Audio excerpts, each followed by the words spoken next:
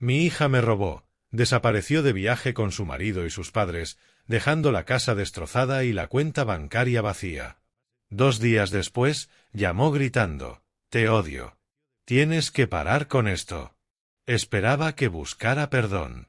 Pero mis 2 palabras destruyeron su mundo, revelando una traición que le costaría todo. Antes de continuar, suscríbete al canal y cuéntanos desde dónde nos escuchas en los comentarios. La grava crujió bajo mis neumáticos cuando entré en la entrada. 3 días en Dallas y algo se sintió mal antes incluso de apagar el motor. La luz del porche, la que siempre dejaba encendida, estaba apagada. La persiana del salón colgaba en un ángulo extraño, no como yo la había dejado. Tomé mi maletín del asiento del acompañante, su peso familiar en la mano. La llave raspó contra la chapa antes de deslizarse con un clic metálico que retumbó demasiado fuerte en la quietud de la tarde. En Austin, en junio, se siente un calor particular. Ese que se pega a la camisa y hace que la piedra caliza brille en ámbar. Pero al entrar, no fue la temperatura lo que noté primero. Fue el vacío, no silencio, hueco. Dejé el maletín. Mis pasos sonaron distintos sobre la madera, como si la casa misma hubiera cambiado de forma. Primero estaba la sala. La repisa estaba desnuda, donde el reloj de mi abuelo había medido 60 años del tiempo de la familia Taylor. Toqué el contorno de polvo, un rectángulo perfecto que me burlaba con su precisión. El armario del comedor estaba abierto de par en par, la puerta de cristal atrapando la última luz del día. Cada pieza de plata había desaparecido. La colección que mi difunta esposa había empezado y que Magdalena solía pulir conmigo las tardes de domingo cuando tenía 10 años. Recorrí las habitaciones catalogando las pérdidas. Mi portátil no estaba en el escritorio del estudio. Cajones de archivos abiertos, papeles esparcidos como si alguien hubiera buscado algo concreto. La caja fuerte estaba abierta. La había instalado yo mismo, atornillada a las vigas del suelo. La combinación la sabía solo yo. El teléfono me vibró en el bolsillo. Por costumbre abrí la app del banco. El número en la pantalla tardó en registrarse. $3.47. Parpadeé, actualicé. El mismo número.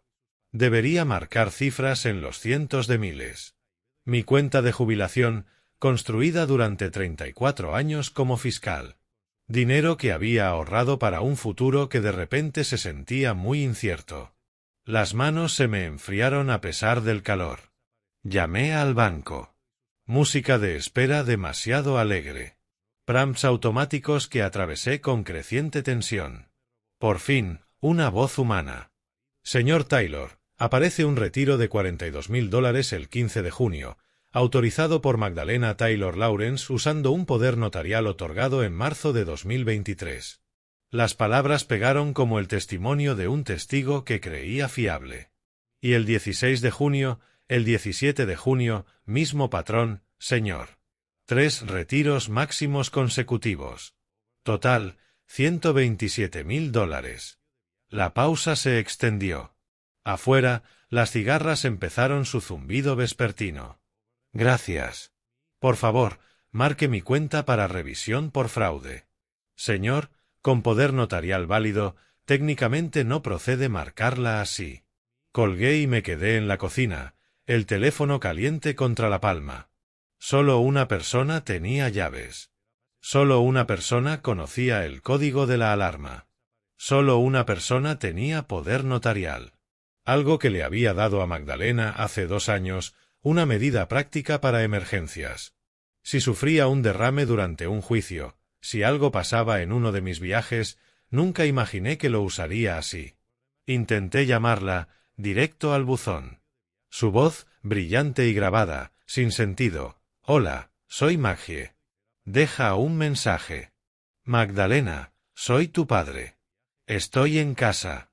Llámame inmediatamente. Esperé 5 minutos. Volví a intentar. He visto la casa. He visto mi cuenta. Tienes hasta mañana por la mañana para contactarme y explicarlo. Pasaron otros 5 minutos. El fiscal y yo tomamos el control. La parte que había enviado a 73 personas a prisión con casos a prueba de bombas. Estoy documentándolo todo. Ignorar esto tendrá consecuencias. Mandé mensajes de texto. Los mensajes se volvieron verdes. iPhone a iPhone significaba una sola cosa: me había bloqueado o tenía el teléfono apagado. Intenté el número de Martín. Igual, mensajes en verde. Habían coordinado esto. Mi tablet estaba sobre la encimera de la cocina. Abrí la app de las cámaras de seguridad, almacenamiento en la nube que había instalado tras el susto por un robo en el vecindario el año pasado. Avancé rápido 3 días. 15 de junio, 10:47 de la mañana. Mi coche apenas había salido de la entrada cuando su sedán plateado entró. Vi a mi hija salir, a Martín detrás. Luego a Lawrence y Matilda Davis, los padres de Martín, dirigiendo la operación como generales dando órdenes. 4 personas cargando cajas en un camión. Sistemático, eficiente. Magdalena reía por algo que Lawrence decía mientras sacaba el reloj de mi abuelo. 34 años siendo fiscal. Había visto robos. Había visto traiciones. Pero nunca pensé que tendría que procesar el delito de mi propia hija desde la silla de la víctima. Llamé a la señora Henderson, mi vecina. ¿Notó actividad en mi casa esta semana? Oh, sí. Magdalena dijo que estaba redecorando. Cargaron bastante en un camión. ¡Qué chica tan dulce! Siempre pensando en usted. Sí, gracias. Colgué. La mandíbula me dolía por apretar los dientes. La sala me parecía cavernosa. Me hundí en la silla donde antes estaba el gabinete de plata y cogí el portarretratos del escritorio. Magdalena a los 8, con los dientes de lechón y orgullosa, sosteniendo su primer trofeo de natación. Lo miré largo rato y luego lo puse boca abajo. La víctima murió en ese gesto. El estratega despertó. Abrí un nuevo documento en la tablet, los dedos firmes ahora. Emoción canalizada en lo que mejor hacía: construir casos que no se pudieran vencer. Recuperación de activos y acciones legales. Archivo de caso: Taylor contra Taylor Lawrence. El fiscal había vuelto. Llegó la mañana sin sueño. Tazas de café vacías rodeaban el escritorio como marcadores de evidencia. Documentos por todas partes. Extractos bancarios, fotogramas de las cámaras de seguridad impresos, cronologías escritas a mano. Seguía con la ropa de ayer. La foto boca abajo de Magdalena no se había movido.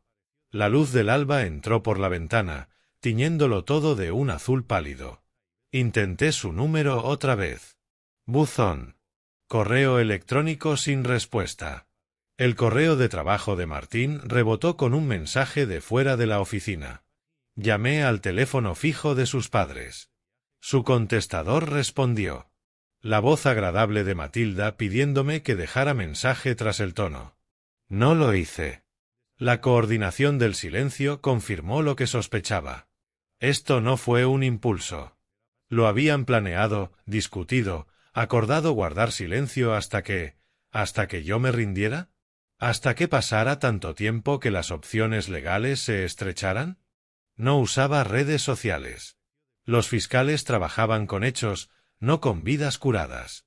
Pero Magdalena vivía en esas plataformas, documentando cada comida y logro. Creé una cuenta en Facebook con un nombre falso y la foto de un Golden Retriever. Subí, esperé la aprobación, sentí pasar los minutos. Al mediodía la cuenta se activó. Busqué a Magdalena Taylor Lawrence. Su perfil apareció semipúblico, exactamente tan descuidado como esperaba. Las publicaciones más recientes me dejaron sin aliento. Roma, La Fontana di Trevi, los 4, Magdalena, Martín, Lawrence y Matilda. Copas de champán al aire, sonriendo como gente sin preocupaciones. La leyenda decía, viviendo nuestra mejor vida. Sueños europeos. Claro. Tiempo en familia. Publicado hace 2 horas. 2 horas, mientras yo documentaba su robo, ellos brindaban su éxito con mi dinero. $127.000 compra mucho champán en Roma. Recorrí publicaciones anteriores. Hace 3 semanas, no puedo esperar por nuestra aventura europea. Hace 2 semanas, la cuenta atrás está en marcha, familia, allá vamos. La cronología encajaba perfectamente con la aceleración de los retiros. Necesitaban mi dinero para su viaje soñado. Rita atendió en el tercer timbrazo. Lonnie, 2 veces este año me estás malcriando. Rita Henderson, amiga cercana de la madre de Magdalena. Cuando Clara murió 7 años atrás, Rita se convirtió en el puente que yo no pude cruzar con mi hija. Rita, ¿cuándo hablaste con Magdalena por última vez? Un silencio. Hace unos 3 meses. Mencionó que planeaban un gran viaje. Europa, creo. Lawrence y Matilda también iban. Su voz cambió. ¿Por qué? ¿Qué ha pasado? Arreglaron mi casa mientras yo estaba en Dallas. Retiraron $127,000 de mis cuentas usando el poder notarial. Silencio. Largo y pesado. Lonnie, eso no puede ser verdad. Magdalena no haría eso. Lo hizo. Tengo las imágenes de seguridad. Los extractos bancarios. Está en Roma ahora publicando fotos de vacaciones. La respiración de Rita cambió, se volvió cuidadosa. Ese viaje era algo para toda la vida que los padres de Martín habían estado ahorrando por años. Ella nunca mencionó un jadeo. Ese dinero es tuyo. Cada dólar. ¿Qué vas a hacer? Miré mi pared de pruebas, documentos organizados como un informe de fiscalía. Hice lo que siempre hago, construir un caso a prueba de balas. Ella era tu hija. Fue mi hija. Ahora es alguien que me robó. Rita dijo algo más, pero yo ya había pasado al siguiente paso en mi mente. Tras colgar, organicé la evidencia de forma cronológica. Grabé el metraje de seguridad en un disco. Destaqué extractos bancarios y los anoté. Fotografías de los espacios vacíos donde había estado el reloj de mi abuelo, donde brillaba la plata. La revocación del poder notarial requería cita en el banco. Llamé. Programaron para mañana por la mañana. Me pidieron el motivo. Abuso de la autoridad fiduciaria. Y necesitaré los registros completos de transacciones de los últimos 90 días para procedimientos legales. Procedimientos legales otra vez, contra la persona que tenía el poder notarial. Sí.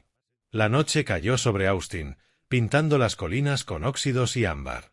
Me senté en mi escritorio, la evidencia de la traición rodeándome como pruebas de juicio.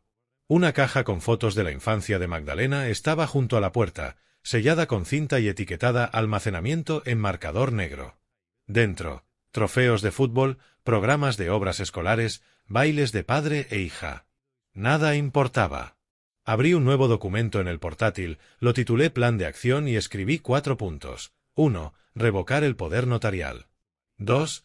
Retener abogado civil / investigar despachos esta noche.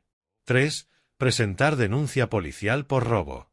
Documentar todos los objetos faltantes con valores. 4. Iniciar demanda civil por fraude y apropiación indebida, recuperación total de activos. Cada acción desencadenaría consecuencias que no podrían evitar, ni siquiera desde Roma. La ley se movía despacio pero meticulosamente, sobre todo cuando un exfiscal sabía exactamente qué palancas tirar. El teléfono permaneció silencioso sobre la mesa. Sin llamadas, sin mensajes, sin explicaciones desesperadas. Ella había elegido el silencio. Ahora yo elegiría las consecuencias. La pantalla del portátil brilló en el estudio que oscurecía. Guardé el documento, lo respaldé en la nube, imprimí una copia para las entrevistas con el abogado de mañana. 34 años persiguiendo criminales me habían enseñado una verdad: la evidencia no miente y las consecuencias siempre llegan. La caja junto a la puerta se quedaría ahí, sellada y etiquetada. Un registro cerrado de una relación que terminó el momento en que ella retiró los primeros $42,000. Mañana, el trabajo real comenzaría. La mañana del 19 de junio me vestí con mi traje gris de corte para tribunal por primera vez desde Dallas. Revisé la carpeta de evidencias 2 veces antes de salir: extractos bancarios, fotogramas de seguridad, capturas de pantalla, inventario con tasaciones de mercado. La caja con las fotos infantiles de Magdalena seguía junto a la puerta del estudio, sellada. Había dormido 3 horas. Era suficiente. El tráfico avanzaba lento por el centro. Pasé frente a la cúpula del Capitolio, su piedra caliza brillando al sol de la mañana, y doblé en la sexta. Wilson y Asociados ocupaba un edificio moderno con ventanales de piso a techo. Encontré a Robert Wilson en el directorio de la Barra de Texas. Elegí a alguien sin lazos familiares, sin historial que comprometiera su objetividad. Su despacho olía a cuero y libros viejos. Era un hombre de finales de 50, canoso, con la expresión neutra de quien ha oído historias de traición familiar repetidas. No esperé cortesías. Todo está en la carpeta. Extractos, fotogramas, inventario con tasaciones, cronología, dije. Le expliqué cómo presentando a un jurado, señalé transacciones específicas, reproduje el vídeo de las cámaras en su ordenador. Magdalena y Martín cargando el reloj de mi abuelo en su coche, Lawrence dirigiendo la operación como un general. Wilson tomó notas, el bolígrafo raspando el papel amarillo. El poder notarial es válido, dijo al final. Técnicamente, ella tenía autoridad para las retiradas. La vía penal será difícil. No quiero cargos penales, le interrumpí. La mayoría de los padres en tu posición querrían. Hizo una pausa. No soy como la mayoría de los padres. Los cargos penales terminan. Quiero un fallo civil, consecuencias financieras permanentes. Quiero que esto aparezca en cada solicitud de préstamo, en cada verificación de antecedentes por el resto de su vida. Wilson apoyó el bolígrafo.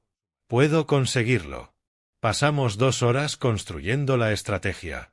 El hurto de propiedad física constituía robo, portátiles, plata, antigüedades. Las retiradas de dinero, si bien autorizadas técnicamente, podían impugnarse como apropiación indebida si probábamos que excedieron el alcance de la autoridad. El poder notarial especificaba solo emergencias. Un viaje europeo no es una emergencia. ¿Viven en tu propiedad?, preguntó Wilson. Mi casa de alquiler en el sur de Austin. Sin contrato escrito, sin renta. Los dejé hace 2 años cuando dijeron dificultades económicas. Inquilinos a voluntad. Wilson sonrió por primera vez. Vulnerables. Podemos terminar la tenencia con el aviso adecuado. 30 días. ¿Cuánto tardarían en notificarles? Están en Europa. Envíalo a Roma. Que lo lean en el desayuno, en cualquier hotel de lujo que mi dinero haya pagado. Eso es vengativo. Estratégico, corregí. Quiero que sepan que el reloj sigue corriendo mientras ellos siguen gastando mi dinero. Asintió despacio. Wilson llamó a una colega de planificación patrimonial. Mi testamento actual lo dejaba todo a Magdalena. Casa, inversiones, seguro de vida, todo acumulado en 63 años. La abogada de herencias, una mujer de 40 años con ojos cuidadosos, abrió mi expediente. Señor Taylor, la desheredación es permanente. Si se reconcilian después, no lo haré efectivo. Las dinámicas familiares cambian. Usted me pide que la excluyamos por el robo. Ella robó $127.000 y el reloj de mi abuelo. Lo único que cambiará será su comprensión de que el robo tiene consecuencias. Como desee. Lo redactaremos. Prepararon documentos, donaciones a organizaciones de ayuda legal, veteranos, becas para estudiantes de derecho desfavorecidos. Nada para Magdalena. El testamento haría referencia explícita al robo como causa de desheredación, con protección legal contra impugnaciones futuras. Para el mediodía ya había firmado 7 documentos. Los leí con detenimiento, hábito de fiscal, nunca firmar nada sin leerlo. Mi pluma fuente, de 30 años, regalo cuando llegué a fiscal senior, rasgó cada línea de firma. Revocación del poder notarial, notificación de desalojo, demanda civil por apropiación y hurto, nuevo testamento, el corte final. Vino una notaria a presenciar la firma del testamento. Comprobó mi identidad, me vio firmar. Su sello estampó con un golpe metálico que resonó en la oficina silenciosa. La compostura me falló un instante. Wilson citó Suritane, $5.000. Escribí el cheque enseguida. Habló de planes de pago. Le corté. Tengo recursos. Úselos para enterrarla legalmente. Lonie, ¿puedo llamarte Lonie? Preguntó él con suavidad. ¿Estás certificado en que quieres proceder con todo esto a la vez? Es un asalto legal completo. Ella montó un asalto total a mi confianza, a mi casa y a mi cuenta. Respondo proporcionalmente. Los tribunales lo verán como un conflicto familiar. No. Los tribunales verán documentos de robo, incumplimiento fiduciario y apropiación de activos. Eso no es un conflicto familiar, es un caso civil. Sonrió ligeramente. Me alegra que seas tú el cliente y no la parte contraria. Salí con la carpeta bajo el brazo sintiéndome más ligero que hacía días. Los documentos representaban más que acciones legales. Eran la desintegración sistemática de la confianza que se me había arrebatado, privilegios que se habían abusado y que ahora se devolverían con precisión de fiscal. La semana se arrastró y volví a la rutina. Café de la mañana, visitas al tribunal por casos activos, paseos nocturnos alrededor de Lady Bird Lake. Los documentos quedaron en el despacho de Wilson, procesados y sellados para envío internacional. El lunes, 26 de junio, mi teléfono sonó. «Los han notificado», dijo Wilson. DHL confirmó entrega al Hotel Hasle en Roma. Firmó Magdalena Taylor Lawrence a las 9:15, hora local. Puse la taza de café. Bien. Avísame si su abogado se comunica. Si su abogado se comunica, les dirás lo que te dije, sin negociación. Nos vemos en los tribunales. Entendido. Luego supe qué pasó en esa habitación de hotel de lujo. El contacto de Wilson con su abogado, junto con previsualizaciones de mensajes que aún podía ver a pesar de tenerlos bloqueados, reconstruyó la escena con claridad. Magdalena estaba empacando para su excursión al Vaticano cuando el mensajero llamó. Firmó el sobre distraídamente, pensando que serían papeles de viaje o correspondencia del hotel. Martín estaba en la ducha. Lawrence y Matilda tomaban café abajo. Los documentos cambiaron todo. Wilson me dijo que el conserje reportó voces elevadas en la suite minutos después de la entrega. Cuando Lawrence y Matilda volvieron con el café, encontraron a Magdalena al teléfono intentando enloquecida comunicarse conmigo.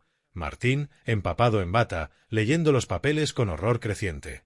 Mi registro de llamadas bloqueadas mostró 16 intentos entre las 9:30 y las 11, hora de Roma. 16 llamadas que iban al buzón sin sonar. Las vistas previas de los textos contaban por sí solas. Papá, por favor, llámame. Papá, esto es un error. Podemos explicarlo. Por favor, no hagas esto. Eliminé cada notificación sin leer el contenido. Wilson llamó de nuevo el miércoles por la tarde. Su contacto dijo que su abogado, Nina Bardwell, especialista en derecho de familia de Houston, se había comunicado. ¿Qué quiere negociar? Pregunté. Magdalena está dispuesta a volver el dinero. No, Lonnie, escucha la oferta. No pueden devolver lo que ya han gastado en hoteles, champán y otras cosas con mis ahorros de jubilación. La demanda civil sigue, el desalojo sigue. Todo continúa tal y como se presentó. Bardwell dice que Magdalena está muy angustiada y que no entendió las implicaciones de usar el poder notarial. Entendió perfectamente. Retiró la cantidad máxima 3 días seguidos. Eso no es confusión, es cálculo. Punto válido. Informaré a Bardwell que no estamos interesados en una conciliación. El jueves Wilson llamó otra vez. Bardwell presionaba. Dijo que Martín estaba dispuesto a declarar que la idea fue exclusivamente de Magdalena, que él se opuso, que sus padres no estuvieron involucrados en la planificación. Entonces que lo declare bajo juramento en declaración. El perjurio tiene consecuencias. Eso destruirá su matrimonio. Su matrimonio no me interesa. Me interesa el robo. El viernes por la mañana mi registro de llamadas bloqueadas mostró intentos desde números nuevos, probablemente los padres de Martín. La vista previa decía, Lawrence Davis. No tuvimos nada que ver con el dinero. Señor Taylor, por favor, nuestra familia se desmorona. Bloqueé cada número nuevo. El sábado Wilson me reenvió un correo de Bardwell. En él, Magdalena ofrecía una disculpa por escrito, un plan de pago de restitución y la promesa de devolver todas las propiedades físicas. El correo incluía fotos de los objetos, el reloj de mi abuelo, la colección de plata, mi portátil, extendidos en la cama del hotel como pruebas. Está desesperada, dijo Wilson. El correo tardó 3 horas en componerse según los metadatos. Múltiples borradores. Sabe que el viaje está arruinado. ¿El viaje? Dejé que la palabra flotara. ¿Crees que me importa arruinar unas vacaciones?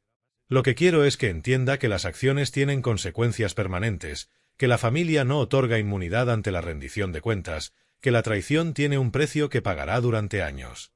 Wilson guardó silencio un momento. Le diré a Bardwell que procedemos. Mi teléfono mostró una última vista previa de texto el domingo desde el número de Martín. Tu hija se está echando a llorar y no puede dormir por las noches. No podíamos permitirnos los honorarios del abogado. No podíamos costear los cambios de vuelo para regresar antes. No podíamos comer. No podíamos pensar. Estábamos completamente aislados. Bien. Bloqueé el número y me preparé la cena. Pollo a la parrilla, verduras al vapor, la misma comida que había comido todos los domingos durante 20 años.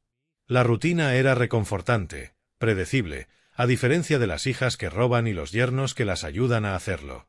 La pluma estilográfica permanecía sobre mi escritorio, donde la había dejado después de firmar los documentos.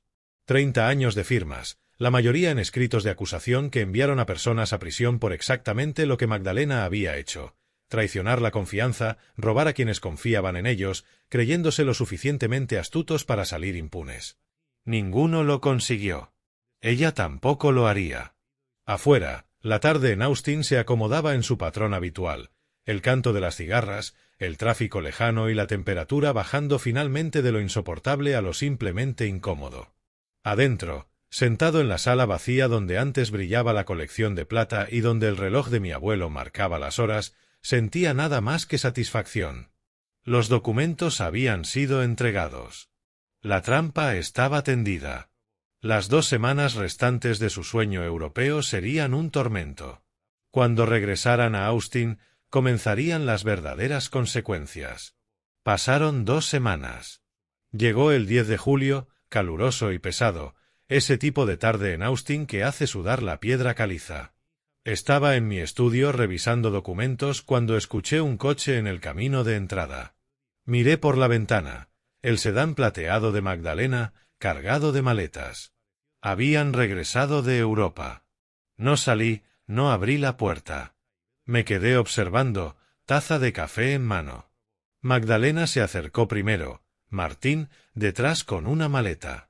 Sacó su llave, la introdujo en la cerradura, intentó girarla, frunció el ceño, volvió a intentar. La llave que había abierto esa puerta durante 2 años ya no funcionaba. Cambié las cerraduras una semana antes, mientras ellos todavía bebían champán en Barcelona.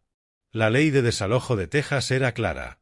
Una vez notificada, el propietario puede asegurar la propiedad. Sus pertenencias estaban empaquetadas y almacenadas en una unidad con control de clima en Riverside Drive. Recibo y llave en mi escritorio. Lista detallada fotografiada profesionalmente. Todo documentado. Todo legal. Martín golpeó la puerta. Me mantuve a 5 pies de distancia, separado por madera y vidrio, silencioso como una piedra. No podían verme a través del resplandor de la tarde.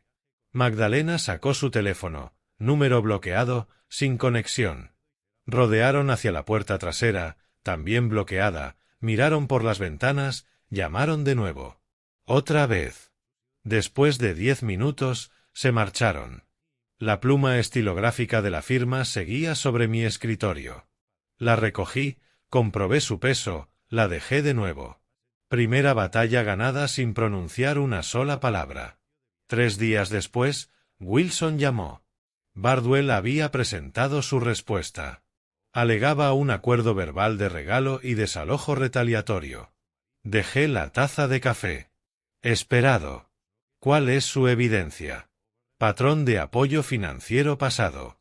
Argumenta que yo había establecido un precedente de dar dinero sin esperar devolución. Cada transacción estaba documentada. Los regalos estaban etiquetados como tales.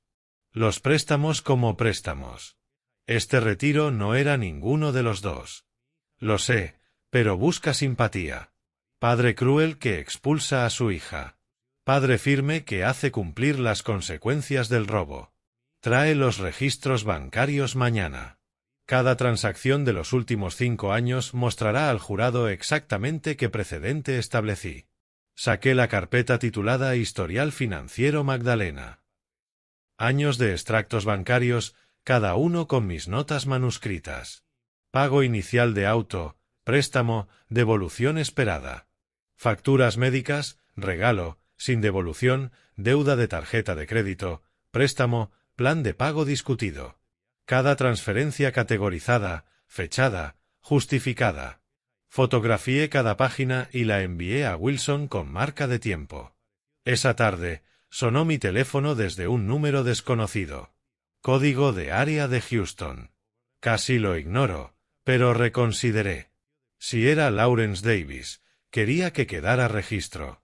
Abrí la app de grabación, pulsé grabar, respondí en altavoz. Taylor, habla Lawrence Davis. Necesitas escucharme muy atentamente. No dije nada.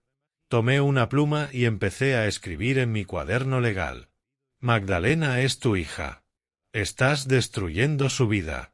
¿Destruyendo el matrimonio de mi hijo por dinero? Escribí. Eres una vergüenza como padre. Arruinaré tu reputación si no abandonas esta ridícula demanda y desalojo. Mi pluma no dejó de moverse. Ruina de reputación. Amenazas de abandonar demanda. ¿Me escuchas siquiera? Responde. Deja el caso o enfrenta las consecuencias. No estoy jugando. Te destruiré social y profesionalmente sí. Señor Davis, interrumpí, voz calma, casi amistosa. Esta conversación ha sido grabada conforme al Código Penal de Texas, sección 1602, que permite grabación con consentimiento de una sola parte. Sus amenazas constituyen intimidación de testigos bajo la sección 36 del Código Penal de Texas. Mi abogado recibirá esta grabación en la hora siguiente. No me contacte de nuevo. Colgué, guardé la grabación en mi teléfono, laptop y nube, transcribí las partes clave y envié todo a Wilson con asunto Exhibit F, intento de intimidación por parte interesada. Wilson llamó 20 minutos después, riendo. Realmente amenazó con destruir tu reputación en una línea grabada después de que te identificaste como exfiscal. Pensó que estabas demasiado emocional para pensar estratégicamente. Estaba equivocado. Esto es oro, Lonnie. Oro puro. Bardwell se volverá loca cuando lo vea. Inclúyelo en tu próximo escrito. Que el juez vea qué tipo de personas estamos tratando. Recibí un mensaje de un número desconocido. Martín, señor Taylor, por favor. No tenemos a dónde ir. Solo déjanos hablar contigo. Podemos arreglar esto. Lo borré. 30 minutos después, otro, mis padres no nos dejarán quedarnos a largo plazo. Lo estamos perdiendo todo.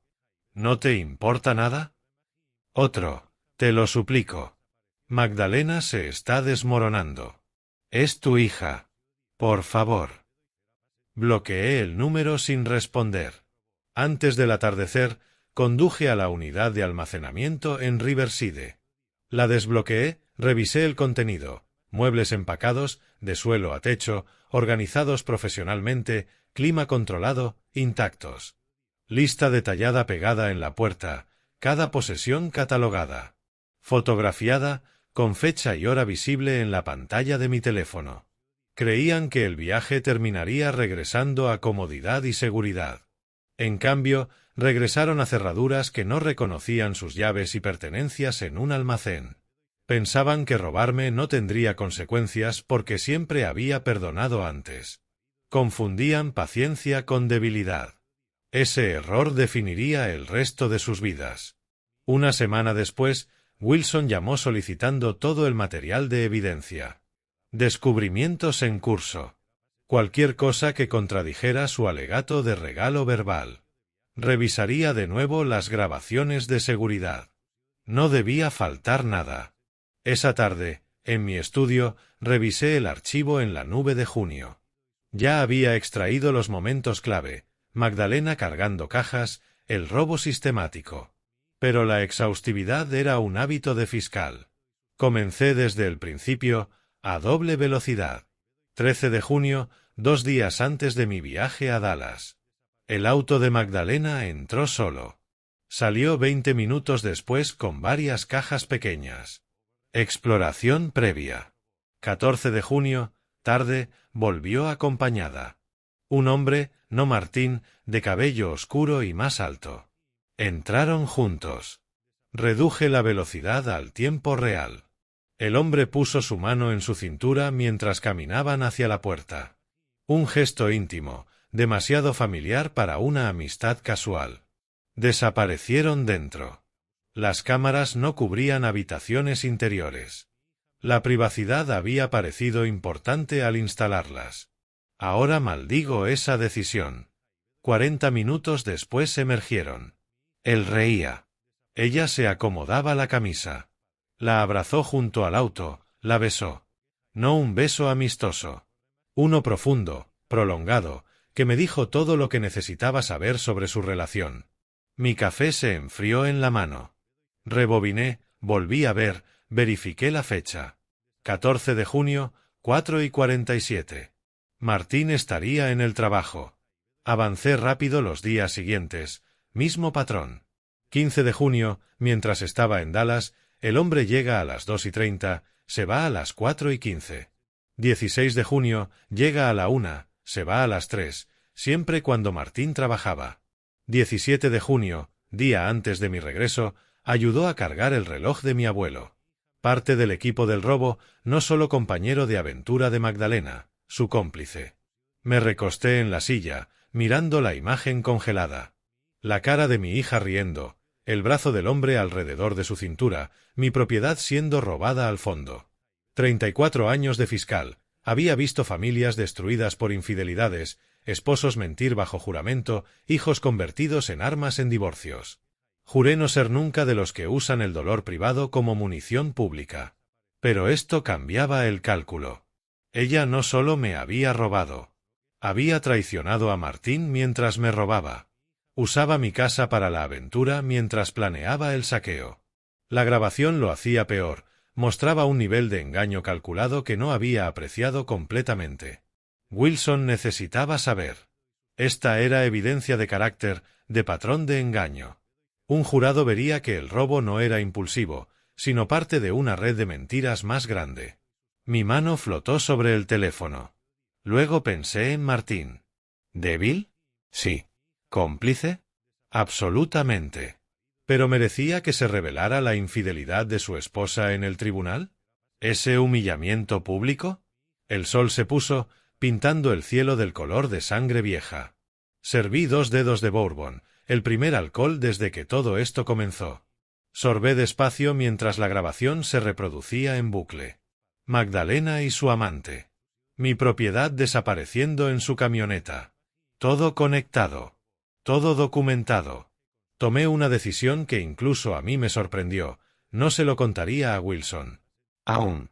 Esa grabación era segura, un arma nuclear solo si era absolutamente necesario. Si Magdalena presionaba demasiado, si intentaba pintarme como villano, si convertía esto en una batalla sobre valores familiares, la evidencia explotaría en el tribunal y destruiría cualquier simpatía que hubiera generado. Por ahora, la reservé. Creé una carpeta cifrada en mi laptop, protegida con contraseña de 16 caracteres. Copié la grabación, respaldé en un USB cifrado, cerrado en la caja fuerte y en la nube bajo un correo desechable. 3 copias, 3 ubicaciones, solo accesible para mí. Luego eliminé la grabación del archivo principal y borré el registro de eliminación. Nadie vería la infidelidad. Solo el robo. Terminé el bourbon, enjuagué el vaso, cerré la laptop. Las cigarras cantaban afuera. La opción nuclear estaba lista, esperando. Magdalena pensaba que el desalojo y la demanda eran toda mi respuesta. No sabía que yo tenía el as bajo la manga. En mi cuaderno legal, una nota, palanca asegurada. Desplegar solo si es necesario. Apagué las luces del estudio y me dirigí a mi habitación. Mañana la demanda seguiría su curso. El caso de descubrimiento continuaría. Las deposiciones se programarían. Y en mi caja fuerte, en silencio digital, la evidencia que podría destruir no solo el caso legal de mi hija, sino su matrimonio, esperaba el momento de mostrar exactamente cuán calculada había sido su traición. Si llegaba ese momento, estaría listo. Por ahora, el arma permanecía enfundada, pero cargada. Pasaron 2 semanas. La demanda avanzaba. Descubrimiento, deposiciones. El martes por la tarde, a principios de agosto, sonó el teléfono. Revisaba la última presentación de Wilson. El caso era irrefutable. Cada transacción documentada, cada retiro probado como no autorizado para el fin declarado. Cada alegato de acuerdo verbal desmontado por mis registros meticulosos. Fecha de juicio en el calendario, marcada en rojo, 18 de agosto, a menos de 2 semanas. La carpeta cifrada permanecía cerrada, intacta. No la había necesitado. Las pruebas convencionales eran devastadoras. Mi teléfono mostró un número desconocido. Dejé sonar una vez, 2 veces. Al tercer timbrazo respondí. «Te odio». La voz de Magdalena, quebrada, cruda. No dije nada. ¿Entiendes? Te odio. Tienes que detener esto. Puse el altavoz, dejé el teléfono sobre mi escritorio, seguí revisando documentos de Wilson, multitarea con su crisis. Desalojo, demanda, bloqueo de mis cartas. Me humillaron en la tienda hoy. Seguros, todo. Estás destruyendo mi vida. Silencio de mi parte. Que se exprese. Estamos viviendo en la casa de los padres de Martín. En su habitación de invitados. Nos desprecian. Me culpan. Martín apenas me mira. Todo es tu culpa. Aún así, no dije nada. Me había llamado ella, no al revés. Dejé que se agotara. Dijera algo. Me lo debía. Soy tu padre. ¿O lo olvidaste? Me recosté, miré la carpeta cifrada en mi pantalla. Luego hablé, voz nivelada y tranquila. Lo sé. La línea quedó en silencio. No muerta. Pude oír su respiración rápida y superficial. 2 palabras, pesadas, con implicaciones que no expliqué. ¿Qué? Su voz cambió completamente. La rabia desapareció, reemplazada por miedo. Dejé que el silencio se prolongara. 5 segundos. 10. ¿Qué sabes? 15 segundos. Papá, ¿de qué hablas? Su mente corría buscando posibilidades. Solo había una cosa real. Pero, ¿cuánto sabía yo? ¿Tenía pruebas? ¿Se lo conté a Martín? Papá, por favor. ¿Qué crees que sabes? Podemos hablar de eso. El silencio fue respuesta suficiente. ¿Es por el dinero? Puedo devolvértelo. Martín y yo encontraremos trabajos. Se desmoronaba, buscando explicaciones que justificaran mi frialdad absoluta. Por favor, no hagas esto. No me cierres. Lo que creas que pasó. Dejé pasar 10 segundos más. Cuando empezó a decir por favor, no, colgué. Limpio, simple, final. Puse el teléfono sobre el escritorio y miré la carpeta cifrada. Nadie la había visto, ni Wilson. Pero ahora Magdalena sabía que yo sabía algo. La incertidumbre sería su tortura. Cada interacción con Martín, con sus padres, se preguntaría si yo había revelado todo. No lo había hecho. No lo haría. A menos que fuera necesario. Pero ella no lo sabía. Y no saber era más poderoso que cualquier acción. Cerré la laptop. Carpeta cifrada, sin abrir, sin usar. El caso legal avanzaba perfectamente sin ella. La presión psicológica sola funcionaba de manera sistemática, completa, devastadora. 1 hora después, un mensaje: conduje 6 horas para verte. Ni siquiera abriste la puerta. Ya no sé quién eres. El padre que conocí nunca sería tan cruel. No respondí. Pero pensé, la hija que conocí nunca habría robado, nunca habría traicionado a su esposo en mi casa mientras planeaba robarme. Ambos nos habíamos transformado en personas que el otro no reconocía. La diferencia, yo elegí mi transformación estratégicamente. Tropezó en su propia codicia e imprudencia. Esa tarde, Wilson llamó. Bardwell estaba presionando fuertemente por un acuerdo. Su cliente estaba aterrorizada ante el juicio. Decía que se encontraba en un estado emocional frágil. Bien. Lonnie, tengo que preguntarte, dijo Wilson. ¿Hay algo más ocurriendo? ¿Algo que yo no sepa? La clienta de Bardwell parece desproporcionadamente asustada para la solidez de nuestro caso. Nada de que debas preocuparte. El caso es lo suficientemente fuerte sin complicaciones. Si lo dices. Los juicios empiezan en 11 días. Las declaraciones, el lunes. Después de colgar, me serví bourbon, ya convertido en hábito, mientras me apoyaba en la ventana de mi estudio viendo cómo el sol teñía el cielo de Texas. En algún lugar de la autopista 290, Magdalena conducía de regreso a Houston. De regreso a un esposo sospechoso. De regreso a unos suegros que perdían la paciencia. De regreso a una habitación de invitados que cada día se sentía más como una celda. Y todavía no sabía exactamente lo que yo sabía, qué pruebas tenía, cuándo o cómo podría usarlas. Esa incertidumbre la seguiría al tribunal, se sentaría a su lado durante las declaraciones, susurraría en su oído cada vez que Martín la mirara extraño o sus padres hicieran preguntas directas. La opción nuclear permanecía cifrada, intacta, lista. Pero las armas convencionales estaban demostrando ser devastadoramente efectivas por sí solas. No necesitaba destruir su matrimonio para ganar. Solo necesitaba que creyera que podría hacerlo. Los 11 días desde la desesperada visita de Magdalena pasaron en calma. Wilson y yo nos preparamos metódicamente. Documentos organizados, testigos confirmados, evidencia catalogada. El 18 de agosto, conduje al juzgado del condado de Travis con mi traje gris de tribunal, el mismo que había usado en la oficina de Wilson en junio. La carpeta de cuero estaba en el asiento del copiloto.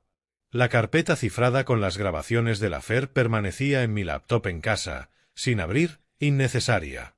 Este juzgado había sido mi segunda casa durante 35 años. Conocía cada pasillo, cada sala, cada juez. Hoy se trataba de documentación, no de una moción. Wilson me esperaba afuera con cajas de archivos de evidencia. Pasamos seguridad, subimos en el ascensor, entramos a la sala del tribunal. Paredes de madera, el sello del estado de Texas, el estrado del juez pulido hasta brillar. Me senté en la mesa del demandante y acomodé los documentos con eficiencia ensayada. 20 minutos antes de la audiencia, Magdalena llegó con Martín y Bardwell.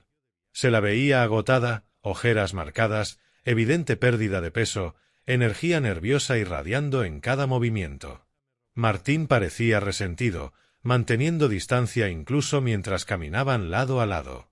Tomaron la mesa de la defensa. Magdalena intentó mirar hacia mí, pero yo nunca volteé. «Se ve mal», susurró Wilson. «Las consecuencias suelen ser así». La jueza Susan Hernández entró. Cincuentona, es fiscal. Reputación de cortar los recursos emocionales para encontrar los hechos. El alguacil nos llamó al orden. Wilson presentó nuestro caso metódicamente. Extractos bancarios mostrando $127,000 retirados en 3 días consecutivos de junio.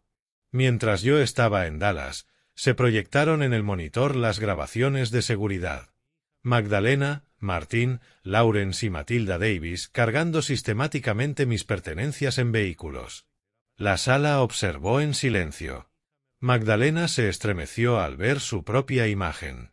La mandíbula de Martín se tensó. Wilson presentó la lista detallada. El reloj antiguo del abuelo, $8,000. La colección de plata, $12,000. Electrónica, documentos, objetos personales, recibos originales, avalúos actuales, declaración de empleado bancario confirmando que Magdalena usó un poder notarial válido, pero yo reporté su mal uso al descubrirlo. Mostró el documento de poder notarial.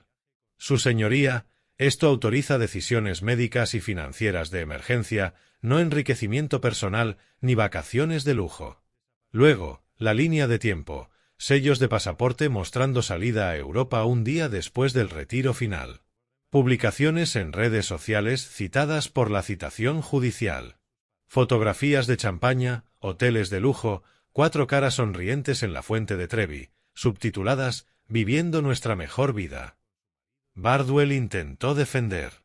Años de mi apoyo financiero, alquiler perdonado, tarjetas pagadas, anticipos de autos, gastos médicos cubiertos.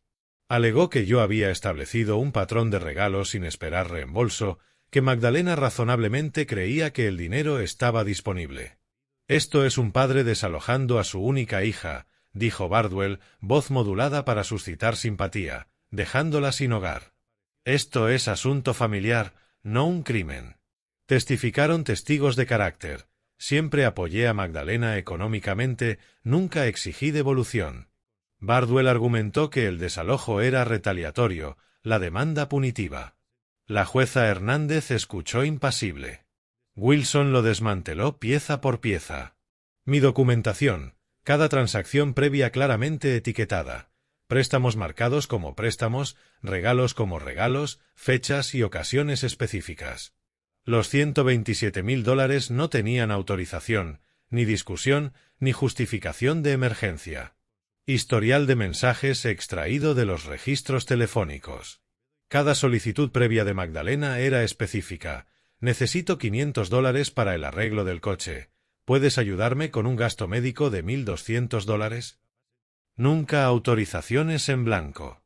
Wilson regresó a las publicaciones de redes sociales ampliadas en el monitor. Su señoría, esto se publicó mientras el señor Taylor descubría el robo y trataba desesperadamente de contactar a su hija. Esto no es uso de emergencia del poder notarial. Esto es robo calculado seguido de celebración. La jueza Hernández no necesitó mucho tiempo.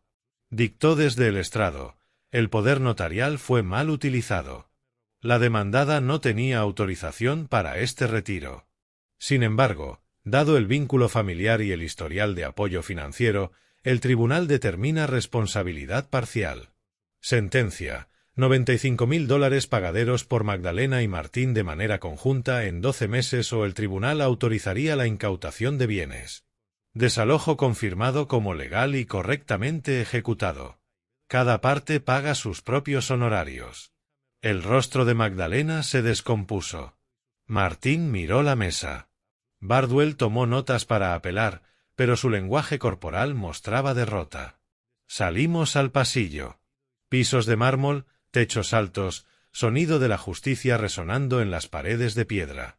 Los tacones de Magdalena hacían clic detrás de nosotros. Papá. Papá, por favor. ¿Podemos hablar ahora? El juicio ha terminado. ¿Podemos? No perdí el ritmo. Lo siento. Ya dije que lo siento. ¿Qué más quieres de mí? Wilson y yo llegamos al ascensor. Presioné el botón. Por favor, no hagas esto. No me ignores para siempre. Soy tu hija. El ascensor llegó. Entramos. Todavía gritaba mi nombre mientras las puertas comenzaban a cerrarse. Lo último que vio fue mi rostro, neutral, distante, desapareciendo detrás del acero. Dentro del ascensor, Wilson susurró. Fue difícil de ver. Pero era necesario. Puede apelar. Que lo haga. La sentencia se mantiene. Terminamos aquí. El ascensor descendió, alejándonos de salas y confrontaciones, de regreso al nivel del suelo, donde las consecuencias se cumplirían en meses y años, no en horas. Justicia administrada con la precisión de 3 décadas de práctica como fiscal. La carpeta cifrada permaneció en casa, sin abrir. Nunca la necesité. Las armas legales convencionales fueron suficientes. 2 semanas después de la sentencia, llegó el primer pago, $792, la cuota mensual que continuaría durante los próximos 12 meses. Lo deposité sin ceremonia. Archivé el recibo en la carpeta etiquetada Taylor V. Taylor Lawrence, restitución. La vida volvió a un ritmo que casi había olvidado. Café matutino en mi estudio, visitas al juzgado para casos activos, paseos por la Divir Lake. La casa volvió a sentirse mía. Ya no era una escena del crimen ni una sala de guerra. Solo un hogar donde un hombre vivía solo, como antes de que Magdalena necesitara ayuda, antes de otorgarle llaves, confianza y poder notarial. Volví a cambiar las cerraduras. No por seguridad, sino por cierre. Nuevas llaves para un nuevo capítulo. Wilson llamó para informar que Bardwell había presentado papeles para apelar, pero esperaba que fracasara.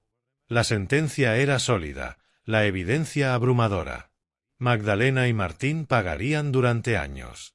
En Houston, las consecuencias se volvieron su realidad diaria. Lo supe no por contacto, no hubo ninguno, sino por la evidencia de los pagos mismos. Cada cheque provenía de una cuenta distinta, a veces depósito directo del empleador de Martín, otras de una cooperativa de crédito, una vez de lo que parecía ser un servicio de préstamo rápido. Cada mes se esforzaban al límite para cumplir con la obligación. La habitación de invitados en casa de Lawrence y Matilda se volvió permanente. La paciencia de los suegros se desgastaba cada semana. El matrimonio que había sobrevivido al robo y desalojo se fracturaba bajo el peso de $792*12, más el conocimiento de que yo tenía algo sobre mi hija que ni siquiera podía explicar a su esposo. Martín se volvió más frío, pasaba más tiempo en el trabajo, menos en casa, hacía menos preguntas sobre lo que su suegro sabía que la hacía despertarse llorando a las 3 de la mañana. La opción nuclear permanecía cifrada en mi laptop. 3 copias, 3 ubicaciones, protegidas por contraseña y sin usar. Poder contenido, pero no desplegado. Moderación, no venganza. Una noche a inicios de septiembre, un mensaje de un número bloqueado apareció en mi teléfono. Cambié la configuración para permitir mensajes, pero no llamadas. Decía: ahora entiendo. Lo que hiciste no fue crueldad. Fue justicia. Robé, traicioné tu confianza, me burlé de tu amor y me hiciste responsable de la única manera que realmente me enseñaría algo. Odio esa lección, pero la aprendí. Nunca me perdonarás. Lo acepto. Pero necesito que sepas que finalmente lo entiendo. Lo leí 2 veces, lo guardé en el expediente del caso, no respondí. Tenía razón. No la perdonaría, no porque no pudiera, sino porque el perdón desharía la lección. Ella debía cargar con ese peso, cada pago, cada mes, cada año. La consecuencia debía ser permanente o no significaba nada. No me dio alegría. La justicia rara vez lo hace. Es necesaria, no placentera. Un equilibrio restaurado, no una victoria celebrada. Enmarqué la sentencia judicial y la colgué en mi estudio junto a certificados de 35 años de procesos. Otro caso cerrado, otra consecuencia aplicada. Que fuera mi hija lo hacía más difícil, no diferente. La ley no se doblaba por lazos de sangre. Yo tampoco. Pasarían meses. Los pagos continuarían. El matrimonio de Martín y Magdalena terminaría. Lo supe a través de círculos legales, no por contacto. Eventualmente, ella se mudaría del hogar de sus suegros, encontraría un pequeño apartamento y comenzaría a reconstruir una vida que siempre llevaría el peso de lo que hizo en junio. El affair permanecería secreto, protegido por mi moderación. Podía haberla destruido por completo, pero elegí no hacerlo. Esa contención era un mensaje en sí mismo. Esto era justicia, no venganza. Rendición de cuentas, no aniquilación. El reloj de mi abuelo había desaparecido. La colección de plata dispersa o vendida. Los $127.000 mayormente gastados en sueños europeos que se convirtieron en pesadillas estadounidenses. Pero los $95.000 regresarían dólar a dólar, mes a mes. Un recordatorio tangible de que las acciones tienen consecuencias. Vertí bourbon aquella tarde de septiembre, me apoyé en la ventana de mi estudio mientras el sol se ocultaba detrás del Hill Country de Texas. En algún lugar de Houston, Magdalena escribía otro cheque, sintiendo el peso de la responsabilidad. En algún lugar de mi caja fuerte, la evidencia cifrada de su affair permanecía intacta. Un arma guardada porque no fue necesaria. Me propuse enseñar una lección sobre la confianza, el robo y las consecuencias.